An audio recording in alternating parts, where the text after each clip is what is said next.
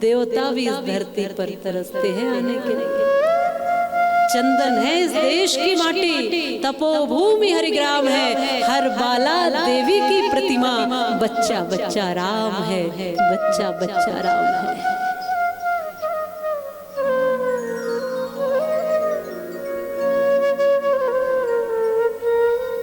ये वो धरती है जिस पर देवता आने के लिए तरसते हैं। संभव नहीं है उनके लिए, लेकिन हम सबको मिली है।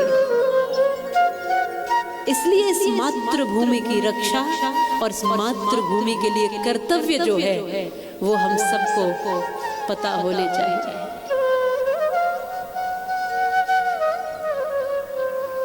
कण कण में हमने यहाँ मातृत्व को देखा ना। आपने भगवती का आवाहन किया, उनकी कथा सुन रहे हैं, तो भगवती हमने हर रूप में देखी। जहां पर मातृत्व का दर्शन हो वहां भगवती को देखने।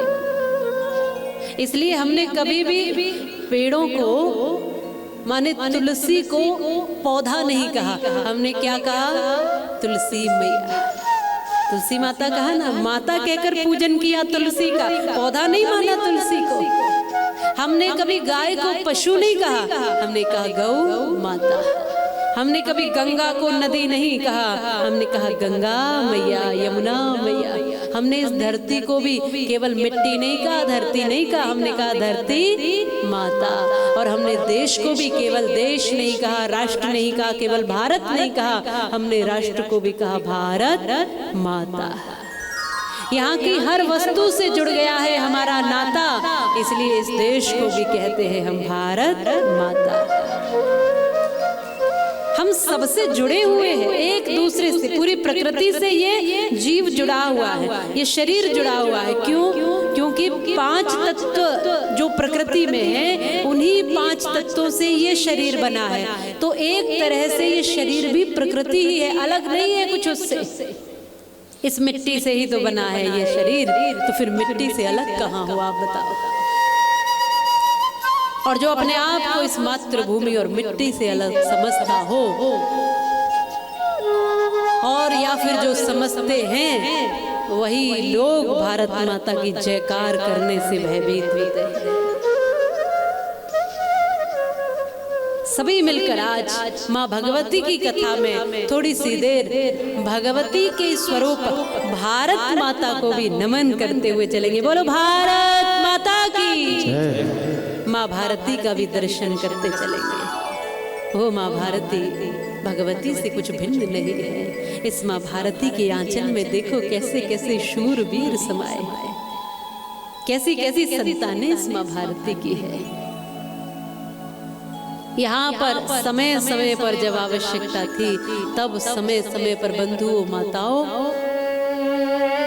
भारत माता के सपूतों ने अपने प्राणों तक को आहुत किया है, लेकिन इस भारत माँ की आबरू को जाने नहीं दिया है। मातृशक्ति के रूप में इसने दुर्गा बन करके, कभी पद्मावती बन करके, कभी लक्ष्मीबाई बन करके, हांडी रानी बन करके, अलग अलग रूपों में इस मातृभूमि के लिए कार्य किए हैं। जीवन लिया भी है और जीवन दिया भी है। आज भी भारत माता के सपूत इसी मिट्टी के लिए जीवन देना भी जानते हैं और जीवन लेना भी जानते हैं। सीना चौड़ा करके सीमा पर खड़े हो जाते हैं जवान सैनिक। जिधर से भी गोली आए, चारों तरफ के लिए होशियार और सावधान होकर के सीना लगा देते हैं। मेरी मिट्टी पर, मातृभूमि पर एक गोली नहीं आ जाए, इसके लिए सारा पूरा, चाहे मेरा सीना छलनी छलनी हो जाए, सीना खड़ा कर देते, अड़ा देते हैं और इस मातृभूमि की रक्षा करते हैं। वर्षों तक गुलामी झेली है इस देश ने। बंधुओं माताओं, इस बात को स्मरण रखना, वर्षों तक गुलामी झेली है। कभी मुगलों की, कभी अंग्रेजों की, तमाम गुलामियां झेली। उस गुलामी के समय में शिक्षा से हम दूर चले गए, अपने शास्त्रों से दूर चले गए। नालंदा जैसे, तक्षशिला जैसे विश्वविद्यालय, महाविद्यालय सब जला दिए, शास्त्र जला दिए गए हमारे। क्योंकि उन शास्त्रों को अध्ययन करने से तो हम बुद्धिमान बनते थे, उनमें सब कुछ था। सारी खोज उन शास्त्रों में थी, वो सब समाप्त कर दिए गए। हमको शिक्षा से वंचित किया, स्वतंत्रता से दूर किया, हमारे सपनों को समाप्त कर दिया। किसी की आंख में यदि सपने कोई देख भी लेना तो उस आंख को नोच लिया जाता था। एक ऐसा समय था।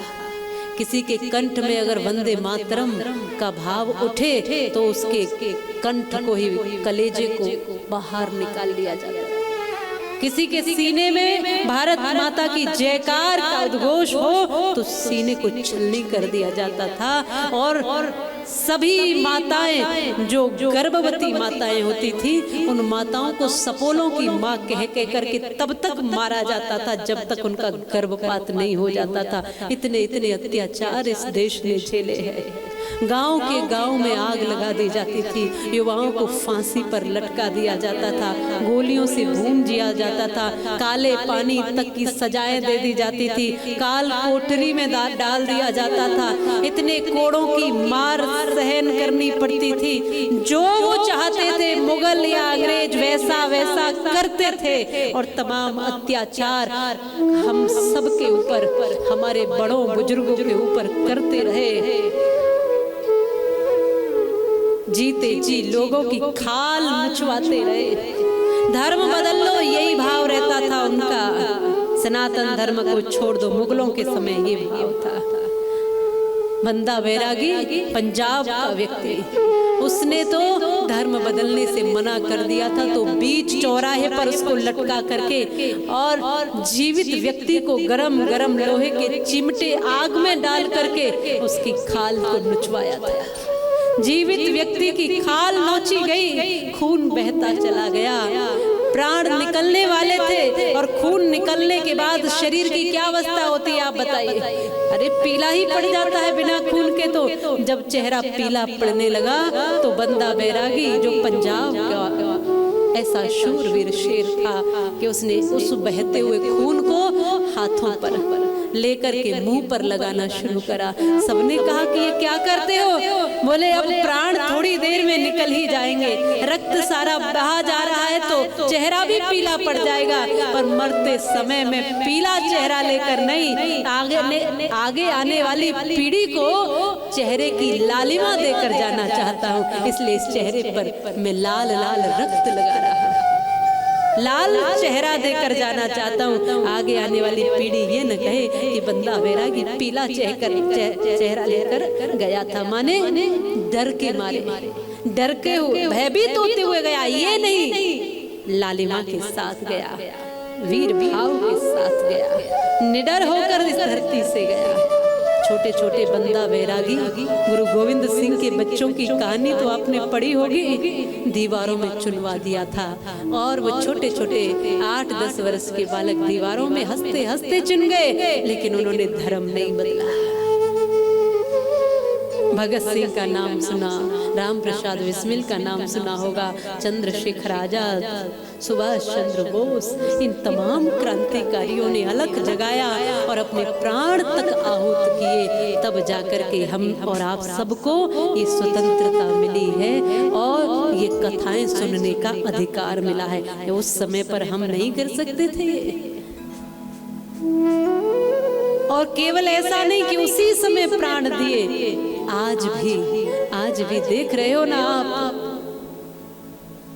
तमाम लोग अपने आप को, अपनी प्राणों को हथेली पर लिए हुए सीमा पर खड़े। कोई बर्फ में दबा है फिर भी खड़ा है, कोई तप रहा है धूप में, कोई बारिश में, कोई बर्फ में, पर फिर भी चिंता नहीं है। केवल चिंता एक बात की है कि मेरा देश सुरक्षित रह सके, मेरा भारत सुरक्षित रह सके, मेरा राष्ट्र सुरक्षित रह सके। केवल एक यही चिंता है।